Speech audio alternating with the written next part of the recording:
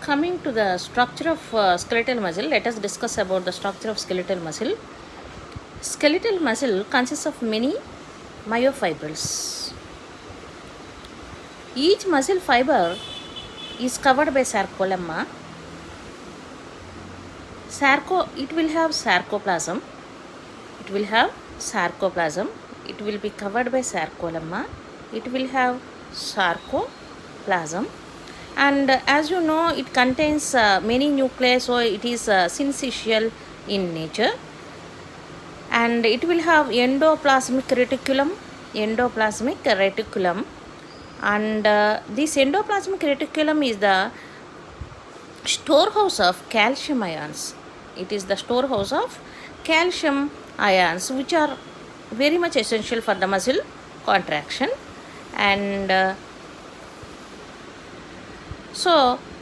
muscle fibrils are parallelly arranged. They are parallelly arranged myofibrils. Muscle fibers consist of parallelly arranged muscle myofibrils. They have alternate dark band. And they have light bands, alternate dark and light bands. And sarcolemma invaginates inwards to form T-tubule. Why this T-tubule? What is the function? To spread the action potential of the stimulus, of the impulse towards the inner side of the muscle cell, towards the inner side, because it has to reach the sarcoplasmic reticulum, it has to release the calcium ions, etc. So this T-tubule is helpful. And this myofibril consists of myofilaments, thick filaments and thin filaments, and thin filaments. Thick filament is made up of myosin protein and thin filament is made up of actin protein. So this dark band on myofibril is called A band or anisotropic band, and the light band is called I band or isotropic band. At the center of the A band there is a light band that is called H zone. So this is light band. This is A band. In the center there is light band called H zone. It is called H zone. And this H zone or H band, which is also called Hensen's zone, and this has an M line in the middle. M line passes through the H band. The light band here, this is the light band. Light band will have Z line in the middle at the center. The part of the myofibril in between the two Z lines is called sarcomere, which is the structural and functional unit of the myofibril. So single sarcomere consists of full A band and half of each adjacent I band. So coming to the notes, the skeletal muscle consists of many muscle fibers. Muscle fiber is covered by sarcolemma. Sarcoplasm consists of many nuclei syncytial in condition. It consists of endoplasmic reticulum called sarcoplasmic reticulum, which is the storehouse of calcium, which is required for the muscle contraction. Muscle fibers are parallelly arranged. They consist of parallelly arranged myofibrils. They have alternate light and dark bands. And myofibril consists of myofilaments, thick filament and thin filament. Thick filament is made up of myosin protein and thin filament is made up of actin protein. And as I told you, sarcolemma invaginates to form T-tubule. And next, dark band and myofibril is called A band or anisotropic band. Light band is called I band or isotropic band. At the center of the A band, light band, H band or Hensen's zone is present. A dark M line passes through the H band, and next the light I band has Z line at the center, and the part of the myofibril between two Z lines is called sarcomere, which is the structural and functional unit of the myofibril. And now the sarcomere consists of a single A band and plus half of each adjacent I band. Coming to the differences between A band and I band, A band is dark in appearance, it is I band light in appearance. Hansen's line is present at the center and Z line is present at the here Hansen's in the Hansen's zone M line is present at the center. M line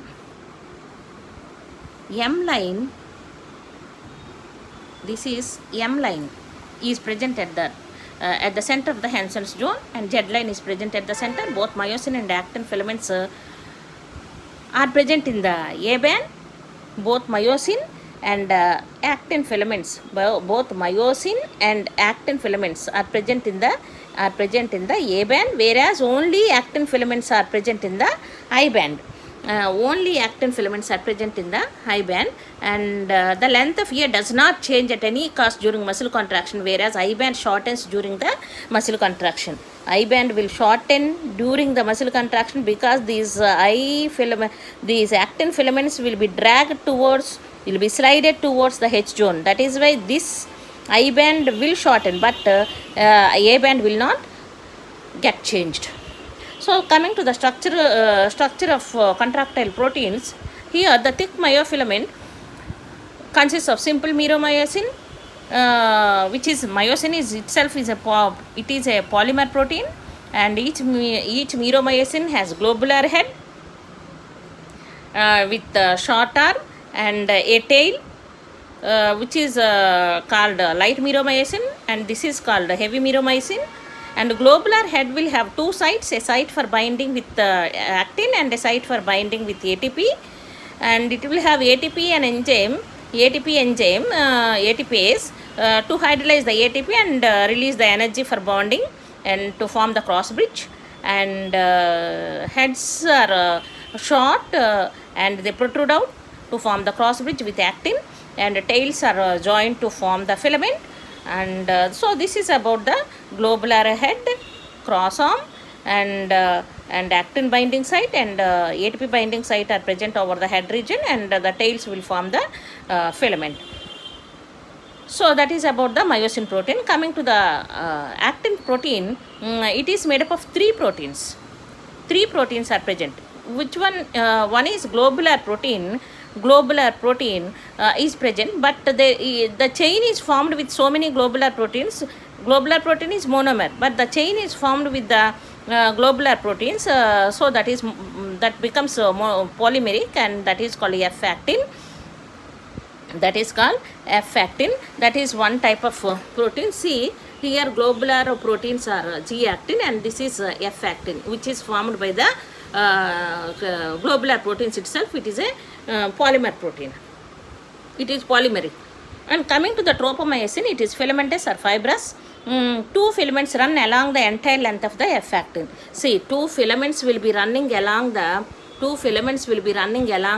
F-actin like this dark lanes. It is filamentous. It is fibrous, tropomyosin. It runs along the entire length of the F-actin. At resting stage, it prevents binding with the myosin by binding with myosin binding site. So on the actin itself, on the actin filament, there will be myosin binding site, like actin binding site in myosin filaments. Here myosin binding site. So it prevents, tropomyosin prevents the cross bridge formation by masking it, by binding with that site. And coming to the another protein, third protein, that is troponin.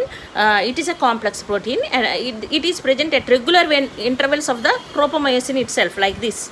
And the tropomyosin, there are the 3 units present, which is called troponin.